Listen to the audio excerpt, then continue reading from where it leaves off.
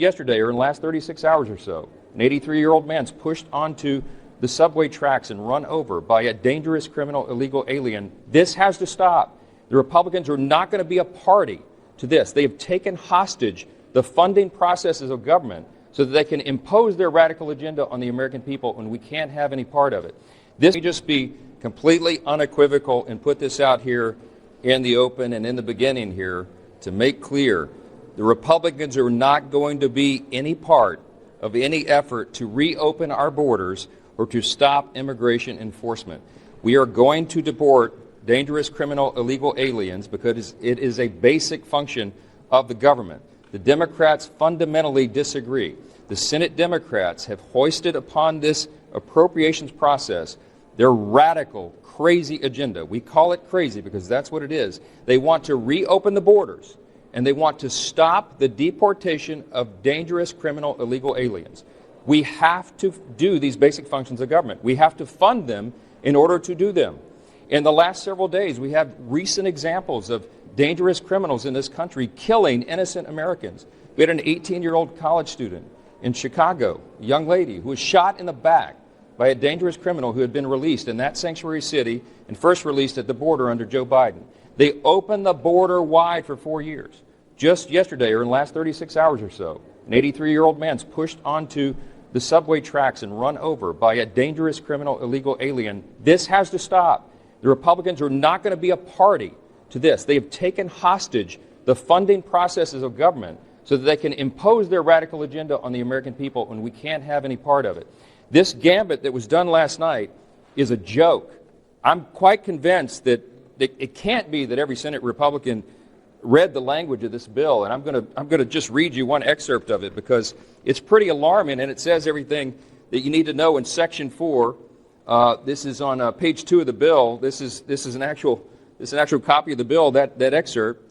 It says, quote, "The contents printed under the headings of this bill, U.S. Immigration and Customs Enforcement and Border Security Operations, under the heading of U.S. Customs and Border Patrol and Protection, shall have no force or effect for purposes of this Act, and amounts specified in the final bill under the subheading Border Security Operations and under the heading U.S. Customs and Border Protection and under the headings of U.S. Immigration and Customs Enforcement in the Department of Homeland Security shall be zero." We're not doing that. And it is unconscionable to me that the Democrats would force some sort of negotiation at 3 o'clock in the morning and try to hoist this upon the American people and then get on their jets and go home for their holiday and pretend and think that we're going to go along with that. So we're going to do something different. We're going to do the responsible thing. Republicans are going to continue to govern and do the right thing morally, legally, and politically. We are going to take care of those who take care of us. The employees in the Department of Homeland Security have gone without funding and without paychecks for 42 days. It's the second longest shutdown in U.S. history, bested only by the longest shutdown in U.S. history that these same radical Democrats hoisted upon the government in the fall of last year. 42 days they've gone without pay. We've had, by some estimates, close to 500 TSA agents who have resigned from their jobs, and who could blame them? They've gone half the fiscal year without a regular paycheck. We can't ask that of anyone. And the lines around the airlines and at the airports have been wrapped around the buildings because of all this turmoil. We are very grateful to have a strong commander-in-chief in the White House who has taken real leadership. President Trump has already ordered by executive order that TSA agents will be paid, and that machinery is in process right now. The Office of Management and Budget is working through that to make sure that that happens, and we will reduce the lines and the waits at the airlines, and we'll make sure that those who are protecting us are paid. But what we are going to present and what we're going to vote on this floor, our Rules Committee is working through this right now.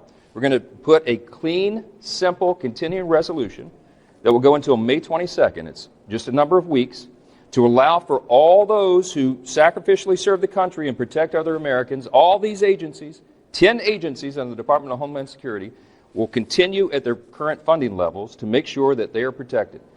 We're going to send that over to the Senate, and we hope that they'll accept that. They can do it in record time, just like that, with the unanimous consent. They could do that as early as Monday. In the meantime, TSA will be paid. We will have done our jobs, and we will protect the homeland, because that is the most basic responsibility of the Congress is to protect the American people. We're not playing political games on this. We encourage some of our Democrats, hopefully we'll have some of our Democrats in the House who go along with this and stop the pain that's being forced upon these people. The reason that we can't accept this ridiculousness, okay, is because we're not going to risk not funding the agencies that keep the American people safe. The Department of Homeland Security is the third largest department in the federal government. It has 10 agencies beneath it.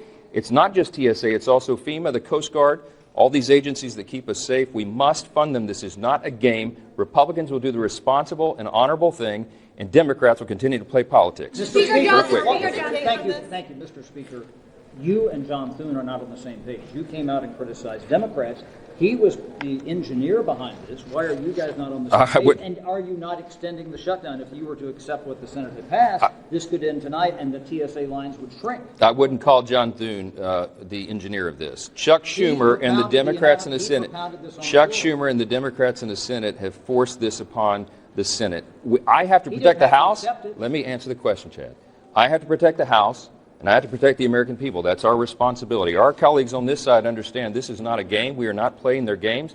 These people want open borders, and they want criminal, illegal aliens in the country. They do not want to enforce the law. They want to literally defund. You just read it in the bill here. They want to give $0 to enforcing federal immigration laws and keeping the border secure. That was the biggest issue in the election of 2024, the wide open border that Joe Biden and Kamala Harris hoisted upon the country. And 20 million, by some estimates, 20 million dangerous, criminal, illegal aliens included in that number came over the border. We have terrorists in our country. We have obviously murderers. They're putting it on display.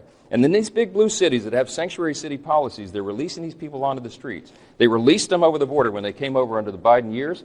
And that is the turmoil that we're facing right now, the very serious threats to the homeland and everybody.